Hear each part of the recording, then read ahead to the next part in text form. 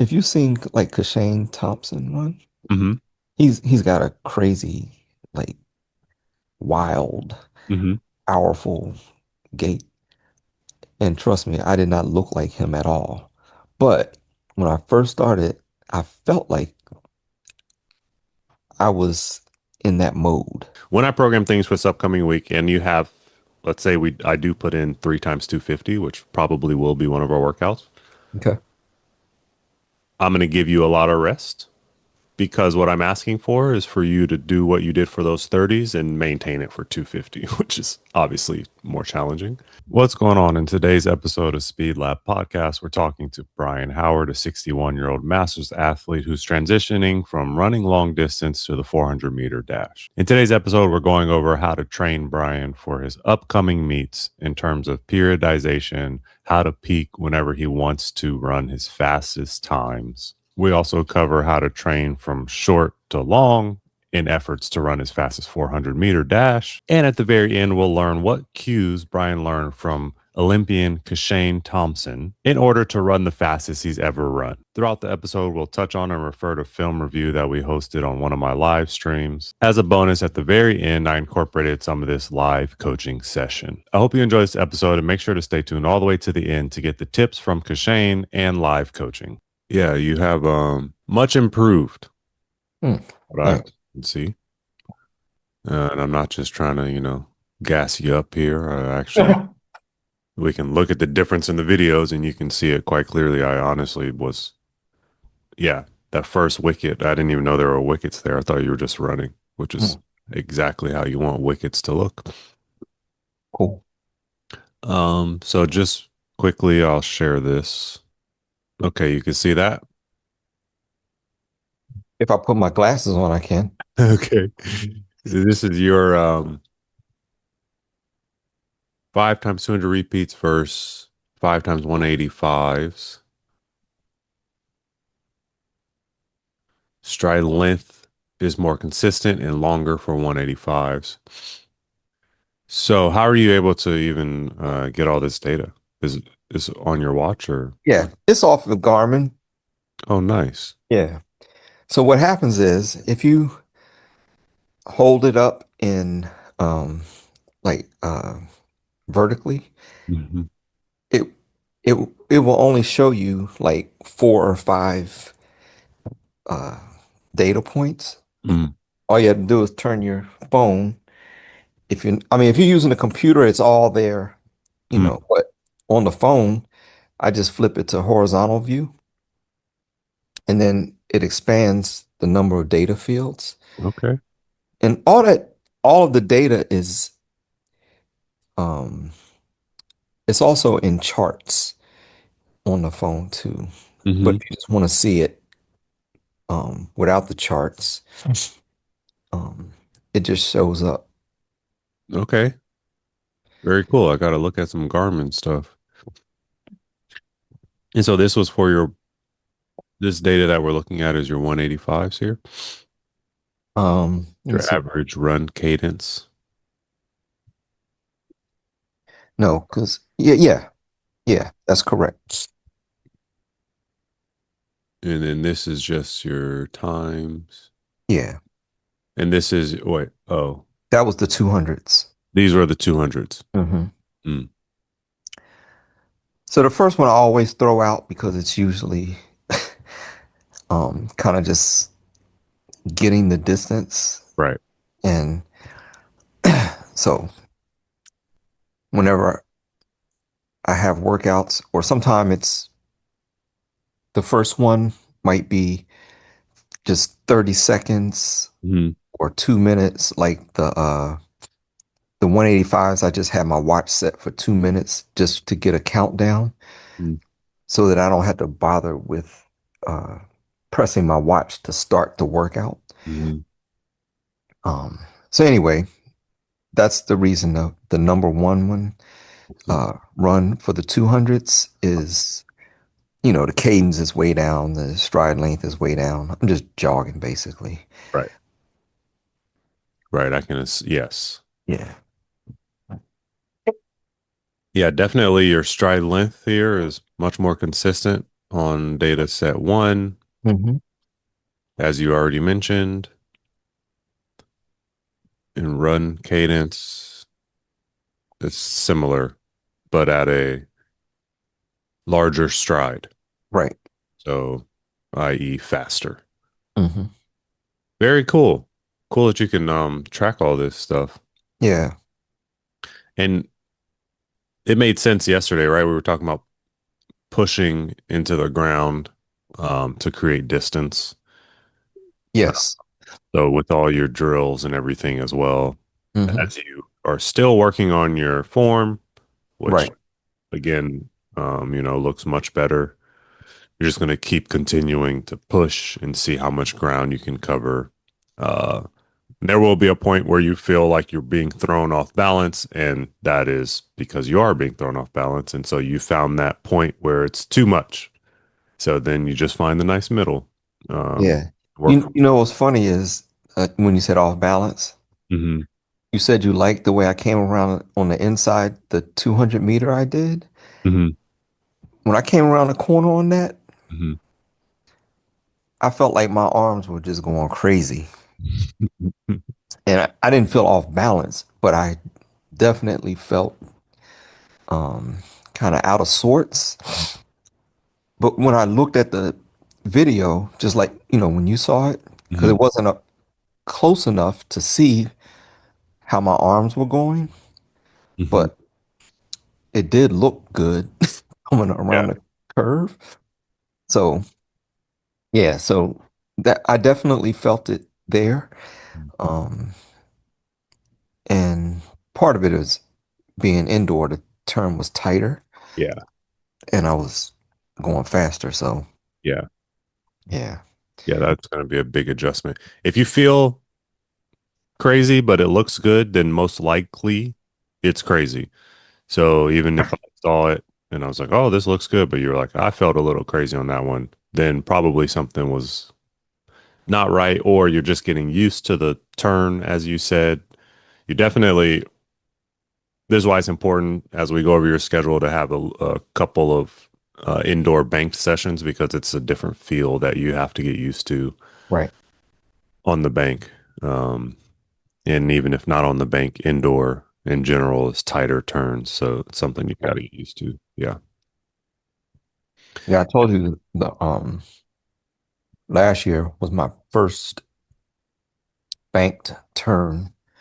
Yeah. Actually, last year Hmm. was my December 24 was my first indoor anyway.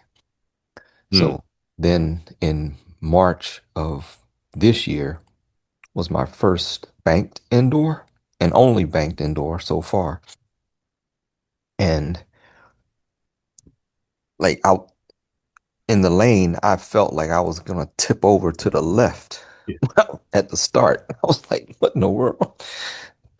Yeah, the start is a whole other thing that will take practice. Hmm.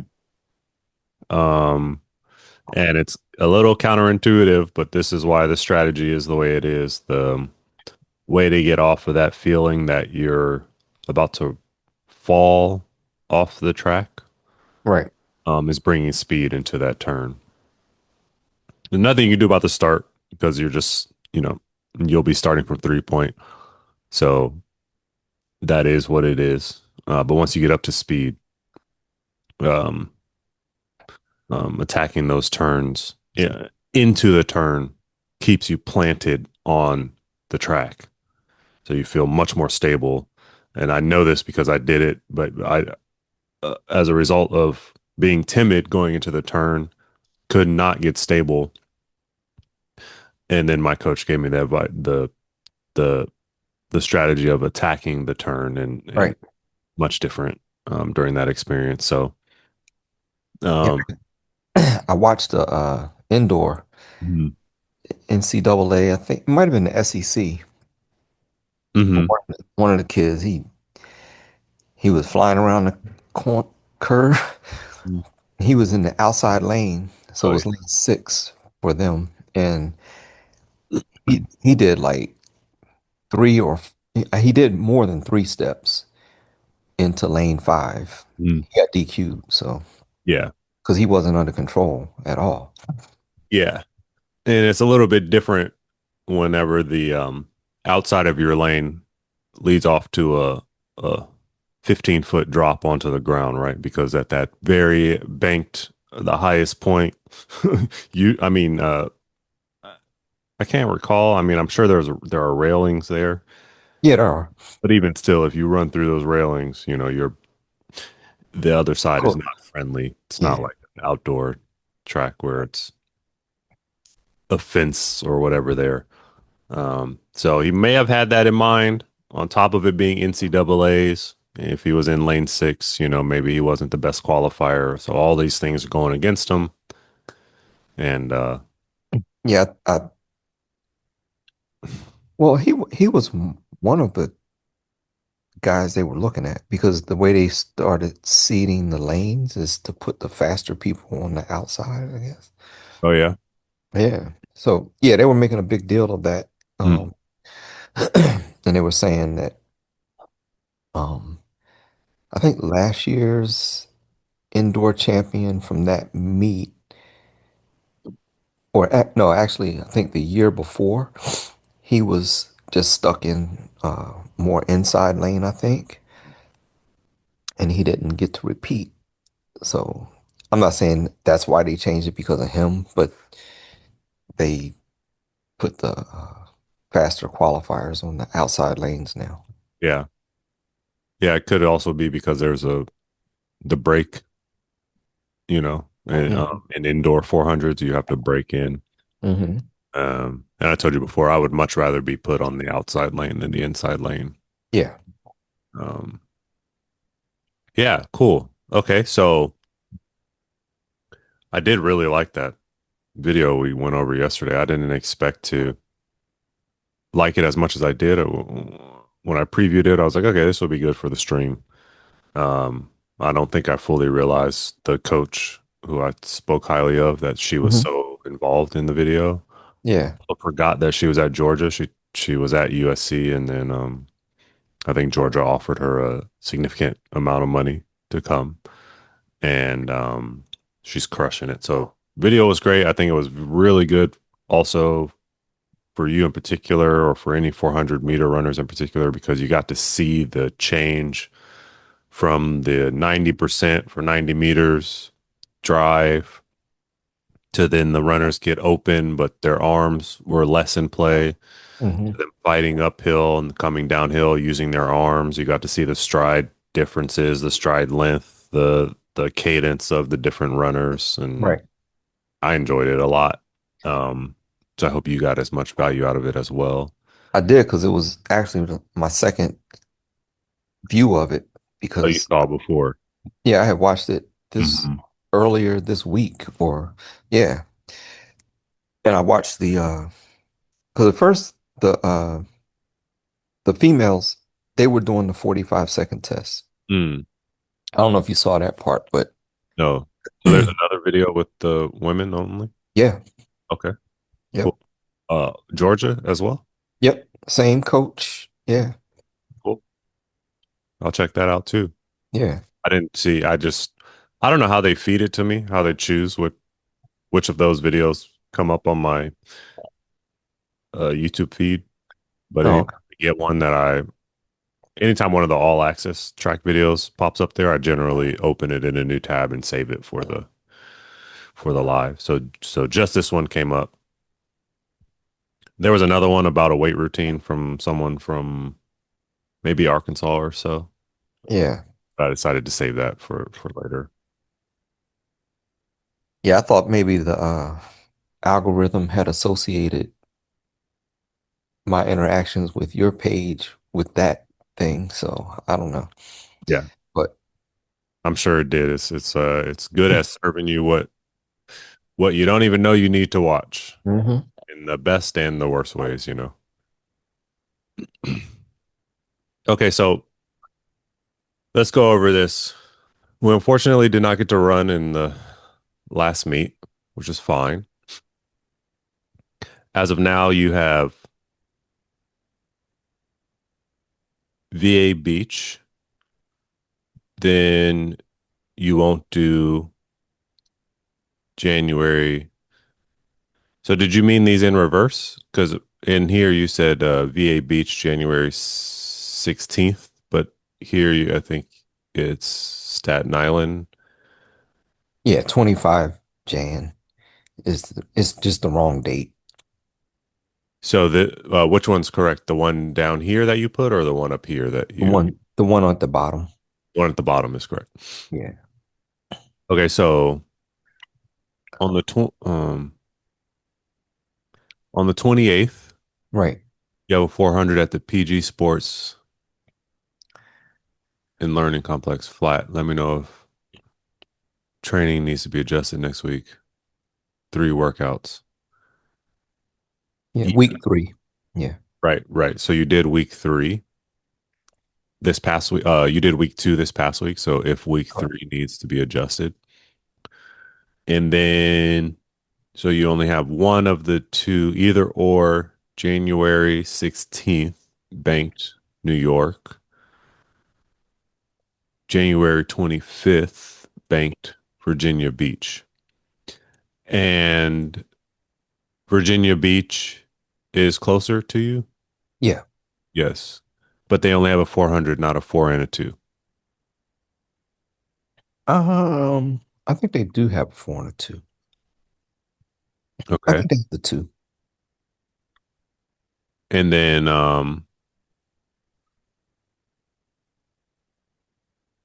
I see. January 31st to February 1st is um the big meet that we're training for. USATF South Regional. No, that's just the Southeast Regional. That's not the end of February one. That's the USATF National Right. Okay. at the end of February. Okay. So let's see. So we'll know what we want to do for this 28th of December by working. Tell me the date again in February. That's at the end of February. That's the 21st.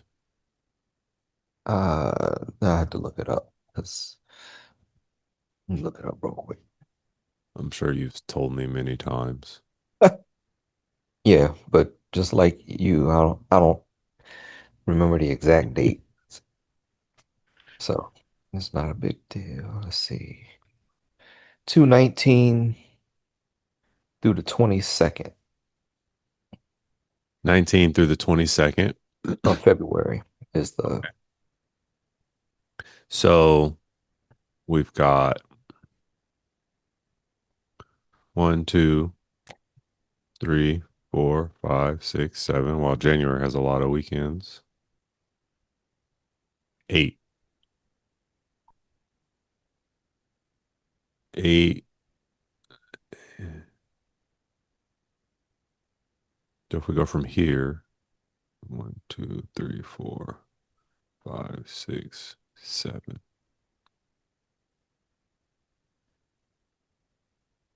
Okay, that's a good time.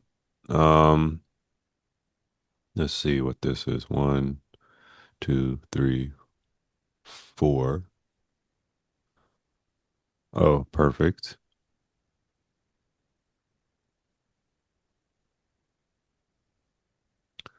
So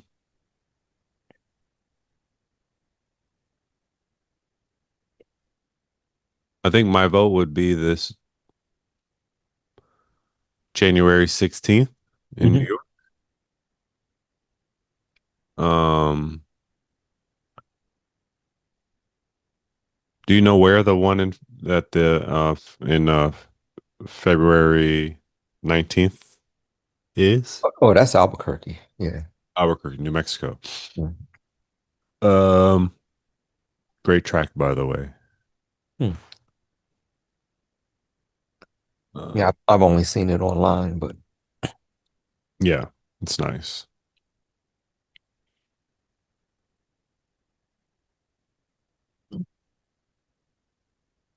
So, okay, so we'll definitely change a little bit up.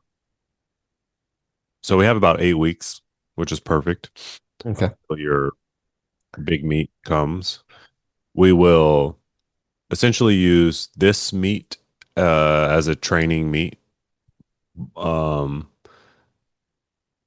what that means is you may not be the most fresh for this 400, but it'll be a good test, like a just a good training day for you. Not in this like if they have the 200, also please sign up for the 200. They won't. Not It, at that first one. okay, no problem. Uh, Yeah. but still good for you to get that race in, and that will be 8 days from today. Yep. And then you'll have 4 weeks until here. So if we stick with our schedule of hard, moderate, hard, easy, then this will be an easy week. And then after this, 16, 1, 2, 3. You'll have about 4 weeks until you're in at the big meet in February. So after 16th, you'll have 1, 2,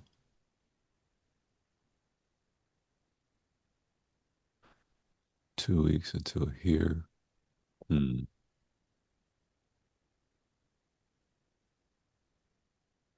1 second. Sorry. The 25th. Yeah, the 16th is like either a Thursday or Friday. So that's why it's kind of off on Hmm. it's not on the weekend. So so you have an option to run the 16th, 2 weeks to the 31st, or you have an option of going the 25th and I mean 6 days, 7 days, the 31st.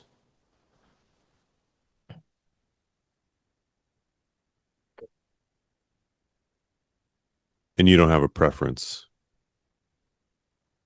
Um, well, the preference is probably Virginia Beach just because of distance. 'Cause like Charlotte is that's the the North Carolina one. Hmm. That's Charlotte. So that's southwest of here. Hmm. Mhm. It's like a 7 hour trip versus three 3 hours. Wait, so you're debating are any of these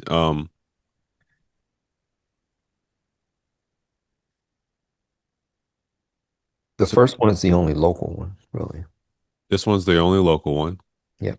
And then basically, if you travel to this one, then you're not traveling to this one, or vice versa. And then what about this one? Well, that's what I was saying. If I do the Virginia Beach one, Uh huh. then I wouldn't do the Charlotte one. Then you would not do this one. Correct. Okay.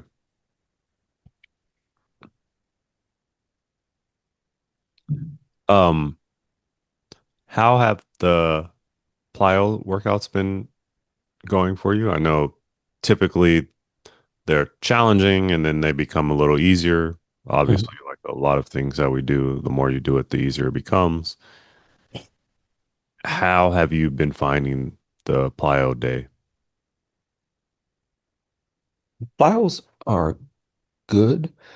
Um, yeah, they have gotten easier in terms of like muscle soreness afterwards Mhm. and all that stuff.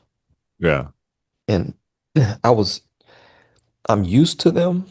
I just hadn't been doing them as much um before I started training with you. So I think that's the biggest difference is just getting used to them again. Mm-hmm. 'Cause I used to do plyos before I knew they were called plyos. I just did stuff Right.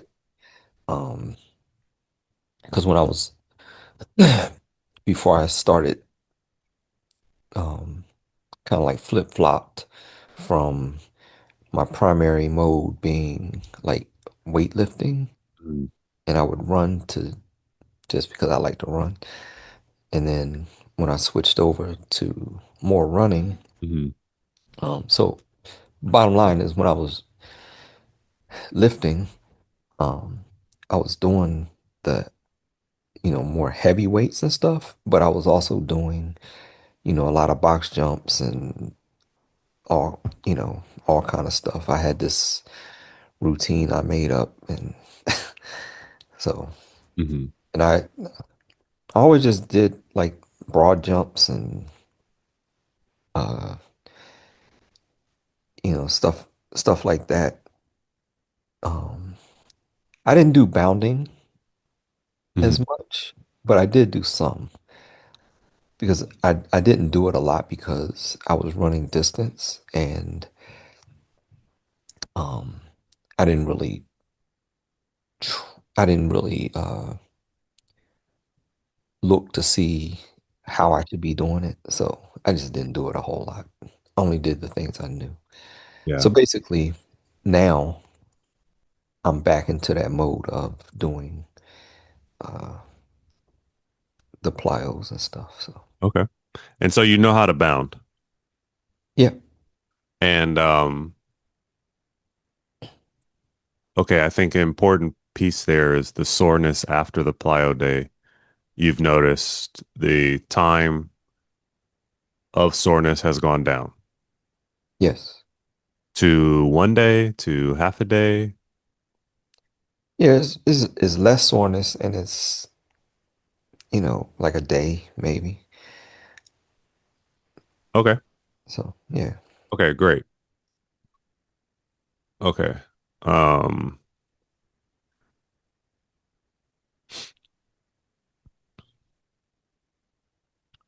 so yeah, this will be important to get in. I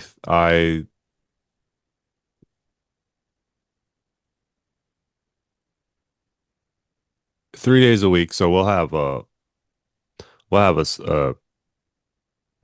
a speed day, a speed endurance day, and a plyo day, essentially, moving forward. I liked your wickets so much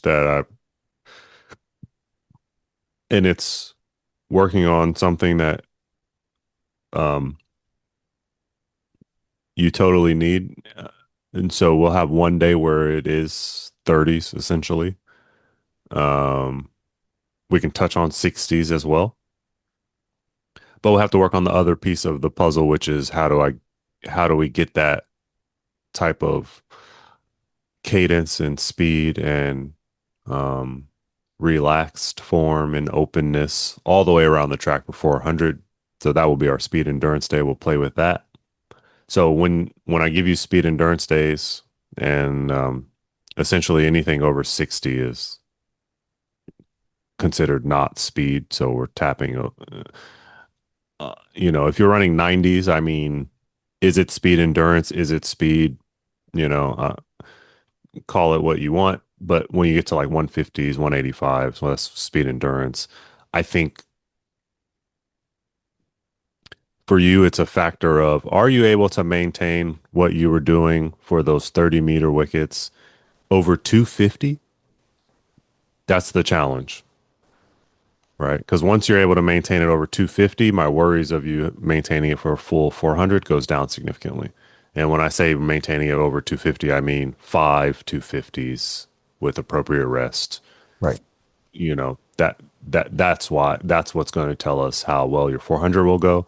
That's why I said this will be an eye-opening day for all of us because it may be the thing that happens when you do train short to fast is and then you hop on a 400 and then people it's the same story. People will die at 150 or 170 or 180 because they've only been doing 185s and then they say, well, this isn't working, and it's not that simple. uh, Right. it puts them the other way. So um, again, from what I'm seeing from you is that the 30s and things like of that nature that put you in those uh, um maintaining the form that you had with the turnover and the stride length is the key. I hadn't seen you looked better than the wickets and anything that we've done so far. Those look the best that I've seen you run. Hmm.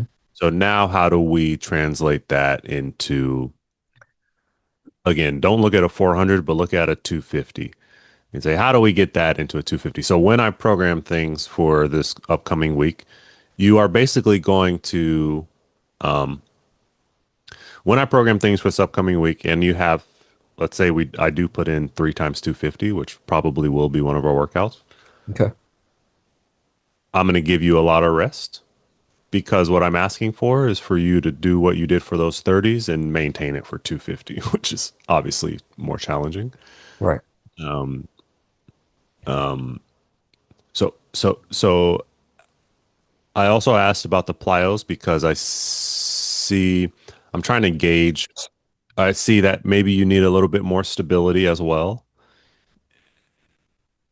And one of the better ways to do that in my mind is plyos. Hmm. But how much more can you take before the plyo days take 3 days to recover, which we Right. don't really have at the moment. Uh, Right. so that's where we're trying to find a little bit of balance as well. So I will you said you know how to bound. Yep. I've been having you skip just because it's a beginner movement uh, Yeah. in exchange for bounding, which is more advanced and a little bit harder on the body, but translates even more to sprinting than skipping does, as great as skipping is. So I will probably include some bounding in there. Okay. Starting off small again, into your plyo day, and maybe I'll bump up the plyo day about 20% here, which means we will be training through this December 28th meet. Um, what does that mean? That means, Don't uh, worry about the time. yeah, don't worry so much about the time. Just worry about how we get around the track, implementing everything, staying Right. open and relaxed. And if we are on a load week this week, which we should be because you just did your moderate week, we can begin to unload a little bit before this meet, which is Hmm. fine. And then we get to load again. I'll probably load you 1, 2, 3 weeks in a row. Hmm.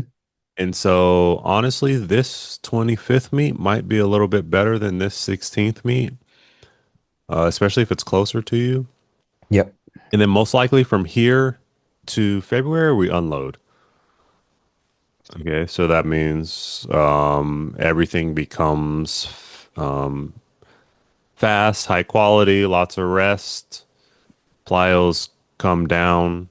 Um, yeah, and that's probably what we'll do. Okay. Okay.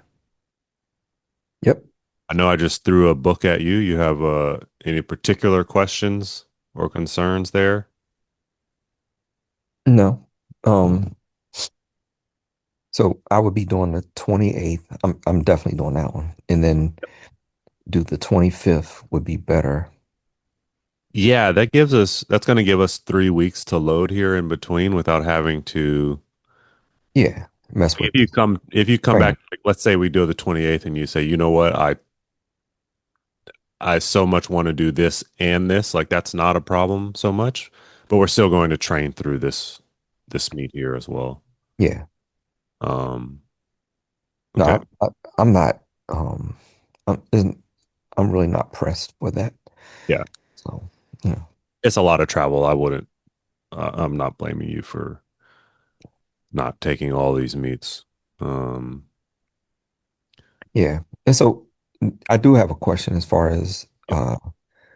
when my last meet before Albuquerque, what, you know, when would you suggest I have like my last?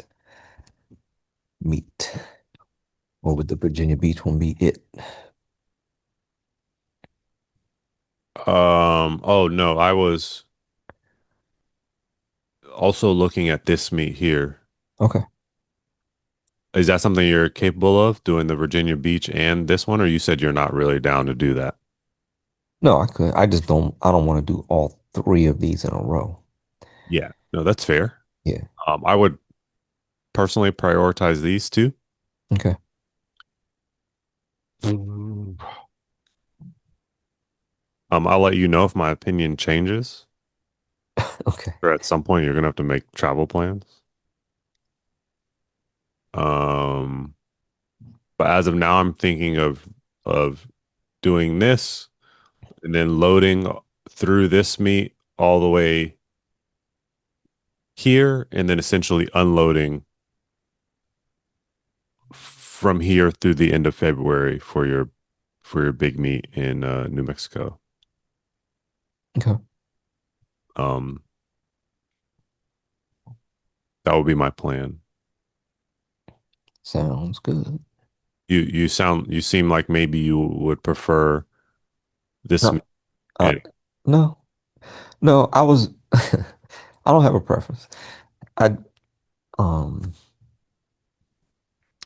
I looked through the meets that were, doable for me. uh-huh. And, based on the dates, based on location and availability, because a lot of the meets, obviously, they're not, like I was saying, the meets are kind of sparse as far as masters being able to participate. So, Yeah, yeah. And I mean, even when we um train through meets, I'm not like I'm not gonna have you doing crazy things a day before the meet. That's not what training through the meet means. right. Um, and for you, fortunately and maybe a little unfortunately, the more meets that you're able to do, the better. So if you did like, I know you've already made it extremely clear and it's reasonable that you're not doing all of these. But if you wanted to, I would say, yeah, let's do them all. And then you just treat some of them like they're training meets, like we're going to do here, Hmm. and some of them um not like that. So we have a load, load, load, load, Yeah. load. Like um, there are other local meets, but there's, uh, like the one in Fairfax County. There's it's like a recreational center and it's an indoor track, but there's no spikes or anything. So Hmm. you're running in flats and, a guy I know who is on a board with this one club and he runs as well. And he was basically saying it's not a good track to to run on. Yeah. So I'm not gonna run on those. But that's one of the only places that I can remember that has, another indoor track. Hmm. There is a school, in Alexandria, Hmm. and last year they had a, they called it an invitational, but it's the Ty Brown, I believe, invitational is like in his honor. He was a Masters athlete. He passed away, and so they have a meet for him. But that one might even be past the, date because I haven't seen that one yet. So it might be past the February date. They might have that one in March or something. Hmm. So yeah. But if I see other, uh more local ones, I'll do them. Okay. And even at the PG one. It's flat, like I said, but I know they have at least two more coming up. Um, Are you planning on running outdoor as well? oh yeah, yeah, Yeah, it totally. I mean, I don't think there's much need to run on tracks with um the that bank. don't allow spikes. I know that that is a thing, and we Yeah. even go to some where you're not allowed to wear spikes unless you make the finals. Oh, really? Yeah. They're trying to save the track, it's wood, all this other stuff, but right. I mean, developing your skill as a racer is I say it all the time is different than developing your skill as a runner. Yeah. And Well, so that, you need yeah, race practice. hmm Um, but there's some variables and some factors that honestly, when you have the tracks that don't let you wear spikes, I don't know how much I like that. yeah.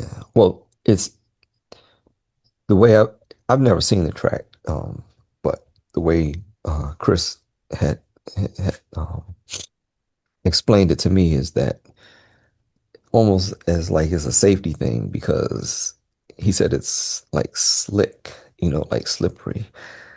So I don't want to mess around with that because of Yeah. it's not even it's not that they don't want you to wear the spikes because it would wear it out. It's that it's not conducive to spikes. So that's why you can't wear spikes. Mm. It's not like a wear and tear issue. It's Mhm. more of a appropriate surface issue. Yep. And then you said you'll have 3 days to train, and that will be 3 days as in like Monday, Wednesday, Friday, or you're not sure, or Oh, for this upcoming? for Yeah. the upcoming week because we Yeah. have a meet in 8 days, right? So I'd like to avoid doing plyos 72 hours before a meet. I'd like to avoid doing 250s 72 hours before a meet. But if we do 30s, you have more of a 48, 24-hour window. hmm And you said you'll be doing three workouts No, a it's week, three workouts. it's the week three workouts I that got you are prescribed. yes. So Okay, that yeah. was my mistake. But I'm pretty sure that the week three workout Mhm. is three workouts. So it's the same. Yeah. So I guess my question still stands. What days are you normally doing these workouts? Um, let's see. Load week three. Okay. Yeah. I will do the Monday, Wednesday, Friday. Or actually, yeah, I have to do Monday, Wednesday, Friday. Hmm. But that meet, Is on Sunday. yeah, It's is fine. on Sunday. So yeah, that's good. So we'll just do something like that. We'll do like the uh most likely we'll flip it. So plyos will be first. Then we'll get in some 250s. And then on Friday we'll hit our 30s. And that will uh help us be ready for that Sunday meet Okay. and give us the maximum amount of time from doing those plyos to competition because they take a lot out of you. Yep. Okay. All right. So I'll adjust some of these, as I said, in terms of plyos will be for sure different than what they are now. Um, it will replace basically all the skips with bounds. I'd love to see your bounds whenever you get a chance. I went over bounds briefly on stream last night after you got off. Okay. I did I'll check bouncing it with out. one of my athletes and she needed help. And so we covered it a little bit. Yeah. So you I'll can look at it see too. what I consider to be bounds. Okay. Yeah, I'll refresh Yeah. on that. All right. And I looked at I was looking at my weather app to kind of see what next week was looking like, Hmm. and I still had it on Cancun. So I was like, Ah. oh, anyway, If only, right? yeah. Um, So it looks good. you have days that are inside. Let me know. Okay. Uh, the Yeah. plyo work, given the indoor facilities I've seen you use, the plyo work should be not so bad to do. The 250s can be a challenging when you don't have a track. Yeah. I'd rather give you like a, you're not going to get any treadmill workout that's equivalent, but you can get some good work in still if you Yeah. go I treadmill. probably won't. I'll probably go outside for the track. So, Okay. because the weather will be fine. Okay. Cool. Cool. So yeah, thanks for hopping on. I just wanted to really go over and we're getting close. February is going to be here before we know it. Just like December is here and gone before we knew it, right? Like Yep. that stuff happens quick. And so you get fooled sometimes, like, oh, I got a little bit of time. Let me just get in shape and then it's like, oh, I got to do speed, I got to do all this. So it's good that we have it planned out, that Yeah. we understand our cycles. Um, Yeah. So after, like February too, I'll talk with you as mhm, far as um when you said cycles, because mhm. I've never had a cycle, so to speak. I just trained. Yeah, yeah. So yeah. Well, it's something that I've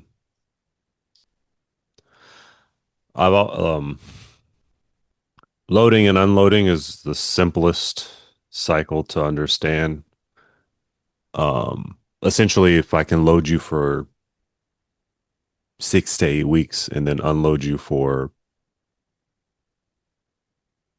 4 weeks, you're going to perform better because of taking your baseline. Wait, stop sharing. So you have your baseline loading essentially means I'm taking you under your baseline. So if you had to perform in that time, you would not perform so well. And then when I Oh yeah, I remember the video you did on right that. Yeah. then inside of that, there's cycles within the cycle, right? So if you look at a 4 week basis, um, it's just like we have in our schedule, which is load, moderate, load, light, right? This is an idea around compensation, super compensation. I'm going to load you. I'm not going to load you to where I kill you. And that's what the moderate week is for, but we're still loading a little bit. Then I'm going to load you again. And then when I have you give you your light week, the idea is that you're able to super compensate and recover better, stronger, faster than you did before. And then even inside of that, I mean, there's the whole 72 hours until for max effort work, but there's ways to have double peaks in season. So we're kind of dealing with that a little bit here. When you have indoor seasons, you need a double peak, which is that, February we peak, and then for outdoor, April or May we have to peak again. So similar concept. I'm just going to load you up. And so when you look at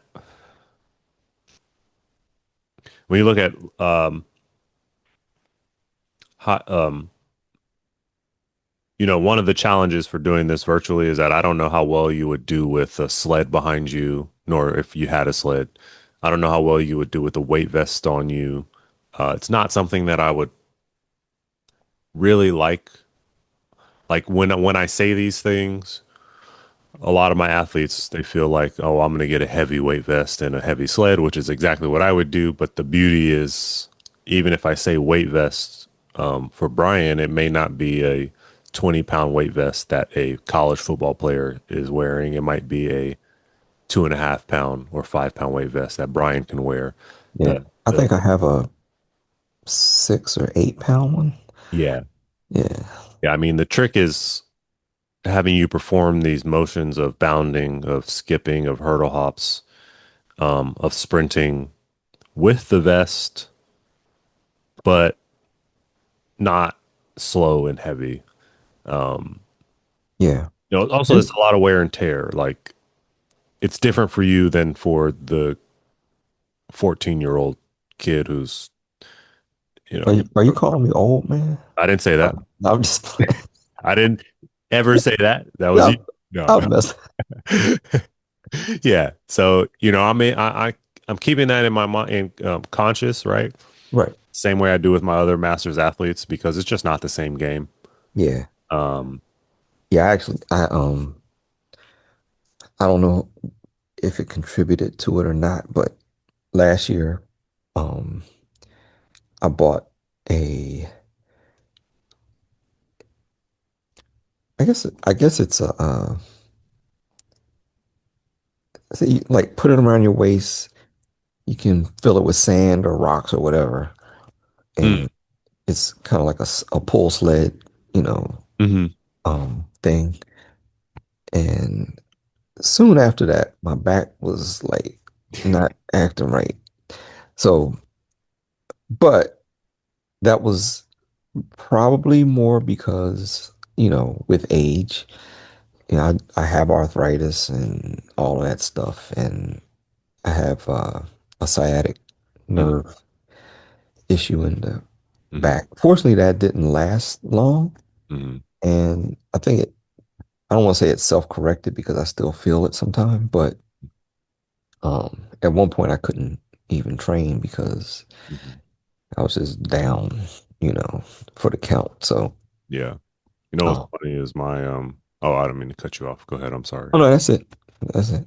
Yeah, my I get spasms and my my wife's family loves to go on road trips and stuff, and I can't sit in the car for that long without my back getting Yeah, flared up. I'm yeah, sure it has to do with the amount of pounding and wear and tear I did on my body as like an elite athlete, you know? yep. And also I think that by you remaining active, you're definitely helping it. And Oh obviously yeah, when it flares up, yeah, you need to stop the pounding, you need to hop on the bike, do your yeah, stretching or whatever. I just see so many people that have back problems that end up getting surgery when it's like, well, can you touch your toes? No, no, yeah. no, they No, can't that's touch their not toes. good. And it's like, if you stretched a little bit, you did some foam rolling and really dedicated your time, maybe you could have saved yourself from the surgery. I don't know, Yeah, but it's something that I'm actively in thinking about because I already have back problems a little bit. yeah, I was a long jumper and I landed in the sand for 20 years. So that's yeah. going to do something at some point. Right. Yeah. Yeah, definitely. When I was in my 40s, I noticed I had a recumbent bike in the house. hmm I would get on it and like clockwork at 8 minutes, I would feel it. hmm So I said, man, that must mean I need an outdoor bike. So I bought an outdoor bike. It was better, but I felt that pain in my knee. And so I went to the doctor. They said, you've got arthritis in your knees. hmm And he said, you know, you it's a double-edged sword as far as exercise is concerned, because you may feel some pain while you're doing it, hmm but when you're exercising and you're building your muscles around that knee, the squats and all that stuff, he said that helps, Sure. so you're staying active. He said, so from that point on, I was like, yeah, I'm definitely staying active.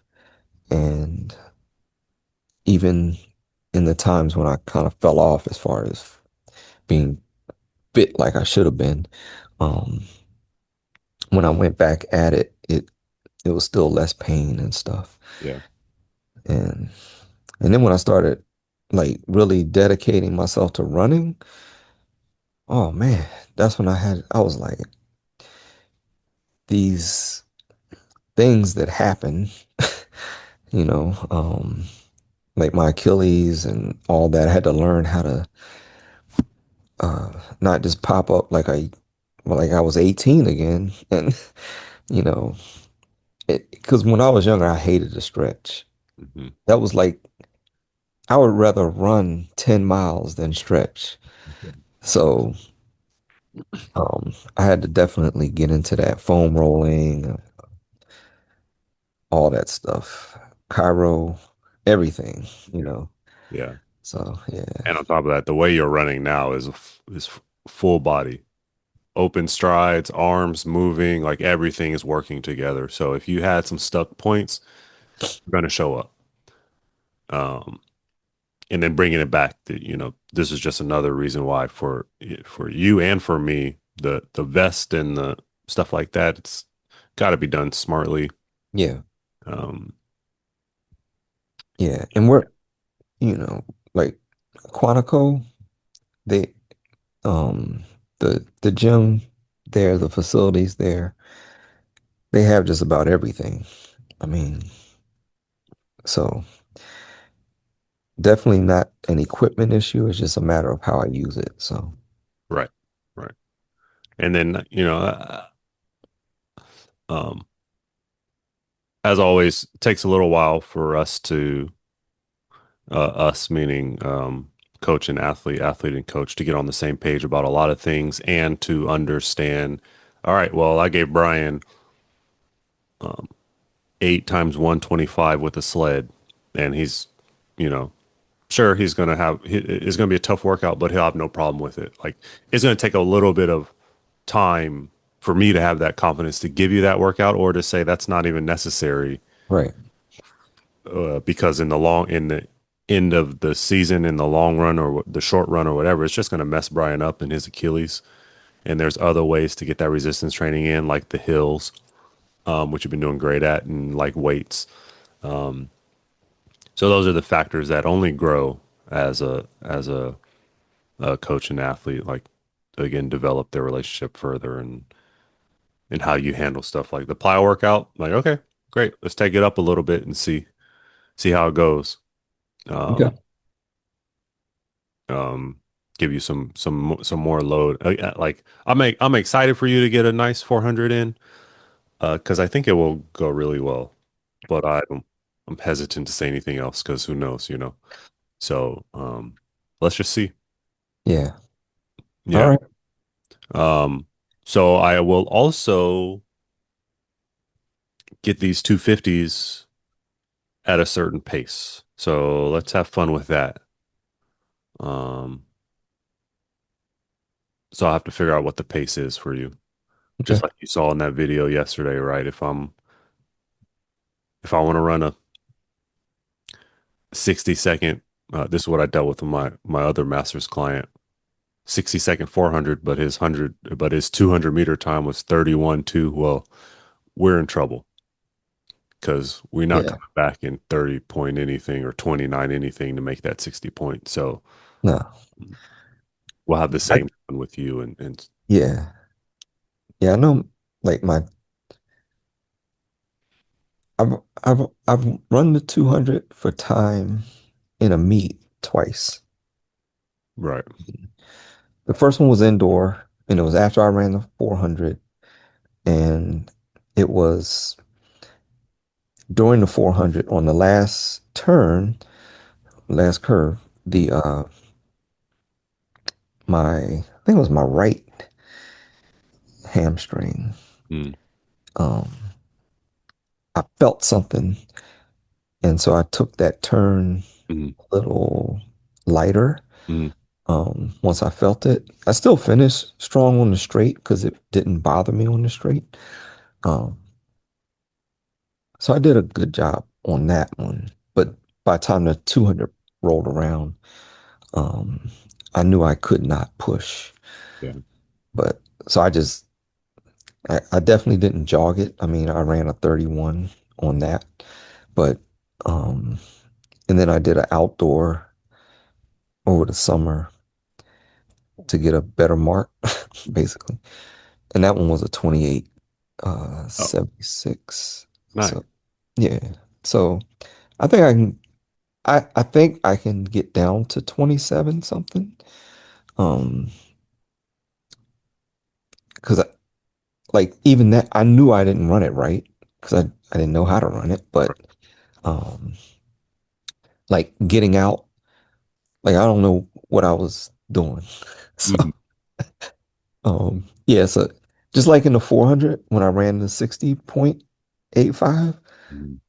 like the people that actually knew how to run and had the stride length, like you were saying, Mhm. the one guy, because it was only four of us. The other two guys they weren't in the race, but between me and that guy, his form was much better. He Yeah. got out like he wasn't waiting on anything. So he caught me like that. Yeah. And then I had to just keep up with him the whole race. And so anyway, Yeah. I think um I can meet the demands of the 200 to get to the 400 time Mhm. that I want. Yeah. I think I can. From what you just told me, you should not have a problem with that. You Yeah. probably are running a 27 right now, if I had to guess, but we'll see. Yeah. I know I don't know how accurate it was because in the 400 over the summer,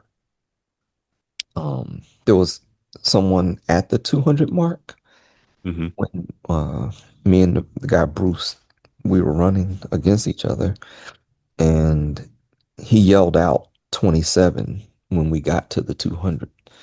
So, um, Yeah. but I don't, you know, If you ran 60 point, then that would make 27 would make a lot of sense. Um, but also if you came through at 27, you probably are running 26 in an open 200, right? Considering that it's the first 200, unless you ran it like a open 200, oh no, doubt you did, right? Because no, I would have been anybody with dead. a sane brain does not run Yeah, a 400 like a 200, but I yeah. would guess that you're running 26. And you know, like I think one of the things that I I I don't want to say I kick myself Hmm. on is that because I didn't know how to get out. I Hmm. mean, I knew to get out fast. And honestly, watching your videos, like that's what drew me to like how to run it better. Um, but now I know even more. But anyway, bottom line is I was um I wouldn't say I was reserving anything, Hmm. but I know I didn't go out as hard as I could Right. because like after that race, after the first time I hit 63 up in New Jersey, Hmm. um I'm not saying I was fresh, but I want to get to the point where like I'm dead at the end. Like I gave it all. And I Hmm. just don't feel like I've ever done that. And, Yeah. so when I hit the line and I fall over, that's when I'll be satisfied. Yeah. Well, I mean, I don't want to die, yeah, but a few things. First of all, you're a smart guy because anyone who's smart looks at a 400 and goes, well, I'm not sprinting that, you know? So that's what only doing what you knew to do. right. Um, and so what I want you to do for these 250s is to go for it and understand what that feels like to get out that first 200 and understand that you still have, right, we'll have 50 meters left when we do this workout, but in a real race, you got the next 150, right? So I want you to start at the start of the 400 or 200, however you measure it out. Yeah, I'll probably start at the 400. And like the videos I did the other day, Hmm. I was going to start at the I was going to start at where the 400 mark is on that video, but I was like, just because of the camera angle and stuff, and it was raining that day, and so there's a like an awning up where the press box is in that stadium. So I put the camera under there, and it just provided a better angle. Right. So yeah, I actually knew to start there, but it was just a matter of where the camera was and Yeah. the angles and stuff. So All good. And that makes sense. And there are times where we do 200 repeats in the middle, start in the yeah, middle, end in the middle, right? right, You want to work running up into the turn and when you want to work running off of the turn. right. And I think actually for you, that was a good thing. Um, so we'll do our 250s like that.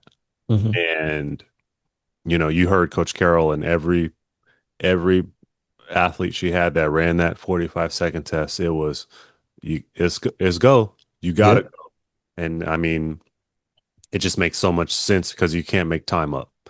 So you yep. waste time in the beginning thinking you're going to make it up. The clock doesn't care that you tried to go 75 and now you're going 90. Like the clock is going.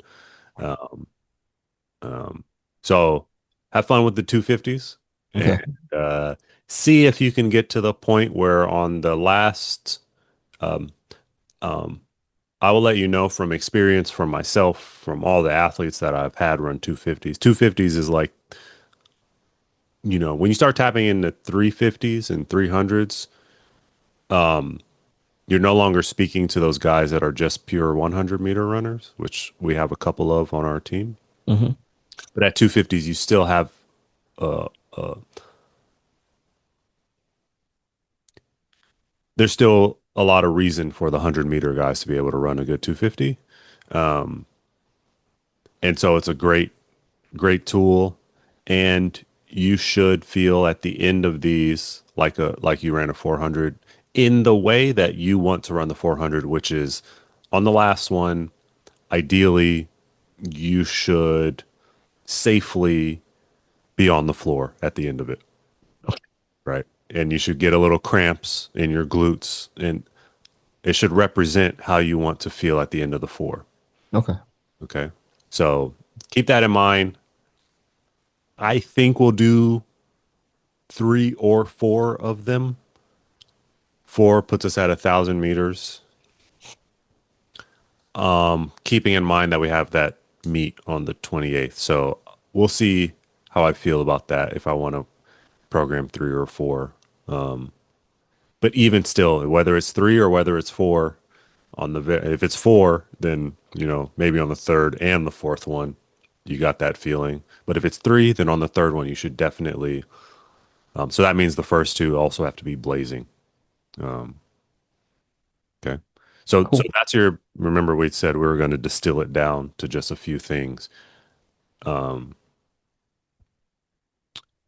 Pushing, I need you to push more to gain more distance. And I want everything so whatever you did for those wickets, you're going to also do for the 250s. So whether that was open and relaxed, whatever cues you had in your brain, open and relaxed or high knees or whatever, I don't know what you were thinking. Uh, whether it was I'm gonna just say, 30, go ahead. yeah. So actually, what I was, and it wasn't that I started off thinking this, but if if you've seen like Kishane Thompson run, Hmm. he's got a crazy, like wild, Hmm. powerful gait. And trust me, I did not look like him at all. But when I first started, I felt like I was in that mode. There you go. That's all, Yep. so, and I don't know why he popped up because his form is definitely different. It's Um, different, but it's free, it's free. Yeah. right? Yeah. He's using Yeah. all the power that he has and like you're saying, a little bit wildness, but what that actually is his rotational strength, right? Like, like I want to open a jar. I can't like pulling straight up is one way, but twisting and pulling is a different way. If I want to Yep. screw in something into Put the more bolt, power. a Yeah. nail and a hammer is one way, but a screwdriver is another, is a better way. So in the same fashion, whenever my foot hits the ground, that actually is helpful rather than just being here. Yeah. Yeah. And so you get that in the most extreme example with Kishane Thompson, and it's the blend of the science and the art. The science his coach has down. The art is him implementing. I'm this big, powerful guy, and I know how to apply force really well. Right. Yeah. Yeah. So that and I think after like I think I said um in the chat part that I felt like through the wickets I was relaxed, Hmm. but then by the end, and I think it was me just trying to like push after, it was like I was felt like tight at the end, and Yep. I was like, was I tight or not? But the film didn't. The film looked better. Yep. Um, It did look better. so At yeah, the end, you just sat back a little bit. I noticed yeah, you sat back a little bit, and that's probably how it translated into what yeah, you, yeah. yeah, yeah. There were some where I didn't look as good, but yeah, there were some that did look pretty good. So, Okay. So you're gonna oh, just attack these yep, workouts as though you're Kashane Thompson. And that's the key. okay, Okay. got it. All right. Lastly, what do you think? So one of your metrics of success was how well do I resemble Noah Lyles when he sprints? And maybe now you've changed it to Kashane Thompson, but ideally it's how well is my form compared to a top sprinter? What do you think, given the film review that we had, and where can you improve? But Yeah, where I have you think already improved? yeah, um, definitely stride length is there. Knee drive. Um, I was, just thinking about how my knees would like this at first, Hmm. not coming up, and then through the wickets and even through the 185s, they were up Hmm. much higher. Um, so I think that's where I improved. I think that's um, where I can capitalize on that and then generate more force and push, more powerfully throughout and get faster through that same stride length, just with quicker motion. So, Yeah. Yeah. Good. The last thing I'll say is, um, we talk about it often where you got to kind of think about a lot of things, and sometimes it's difficult. But what you just described is, I often refer to sprinting as like a chain reaction. When you do it correct, everything follows. So people have different cues. Some people is push harder, some people is knees come through faster, some people is stand, some people are arms, right? But once you figure that out, your form goes from what your form was to what it looks like now, which is when that leg snaps through and that knee comes up almost on its, like you're not consciously bringing your knee yeah, up anymore, although for a period maybe you were. Now right. it just happens. And so now when we get out there, the piece of advice is to push. So now you're on your chain, you're on your, we call it hop on your bike, right? So you get on your bike, and just like in the video, those guys, they got in, they pushed in the beginning, then they got on their bike and they were going. And now in your mind, you just have push, push, push, push, push, push, push, push, just to get that little bit of stride length. And then once you feel that chain connection, you don't have to think about it anymore.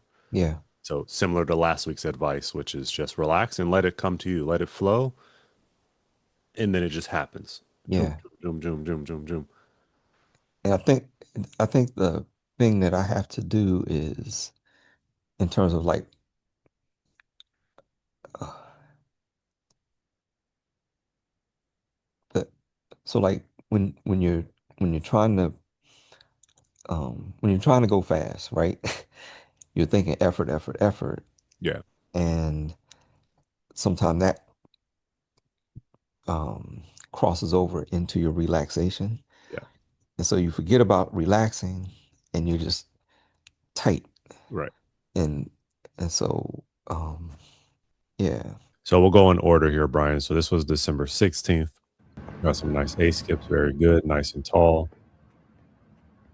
good arms. I haven't seen this one, by the way, Brian. One thing I want you to keep in mind, while now that your form is excellent and your strides are open, I want you to work on just covering a bit more distance. So when you put that foot down, I'm getting some software too that's going to help me coach a little bit better. I can draw on screen. When you put that foot down, I want you to work on covering more distance. So the foot comes down because we want to generate power into the track. Um, and then you'll also use your arms in a way that when you drive that arm back and down, it also drives the foot down into the track to cover more distance. Straight legs. See with these as well, like a little conservative, which is fine, but I want you to work on covering more distance and turns it into a sprint. Oh, that one was good. I don't know what that was. So that was a better straight leg turned into a sprint. Are these your high knees, Brian?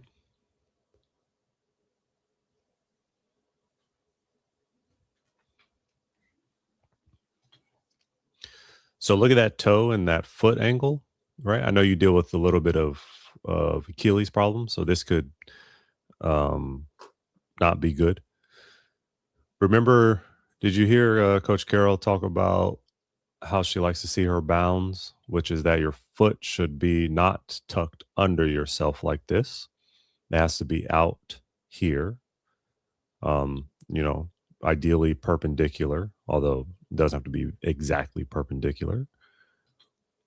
And you see how your arms are moving almost in a circular motion here, like you're cycling like a choo-choo train. They need to be crisp.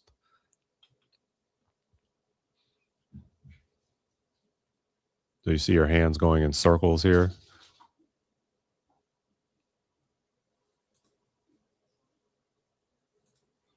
No problem. Brian says, I'm not even sure what that was. No problem. Okay, so Brian, I already commented on these to you personally and inside of our school community. I was not even aware that the first rep of these wickets were wickets. I thought you were just sprinting, and that is a huge compliment, by the way. Uh, Monetization, you know?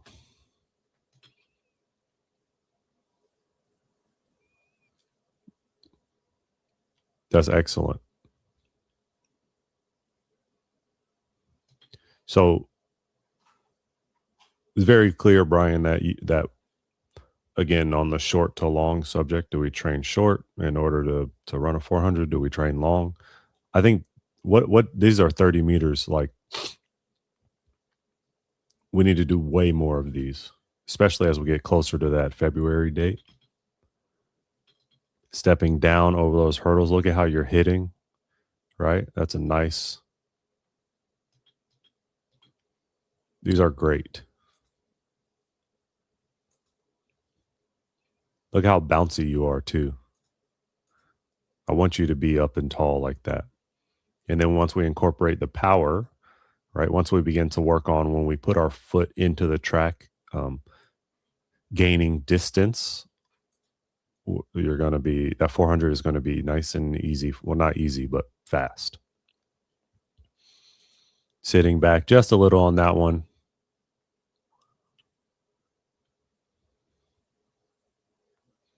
That one looks great. Shoulders forward, finishes all the way through the cones.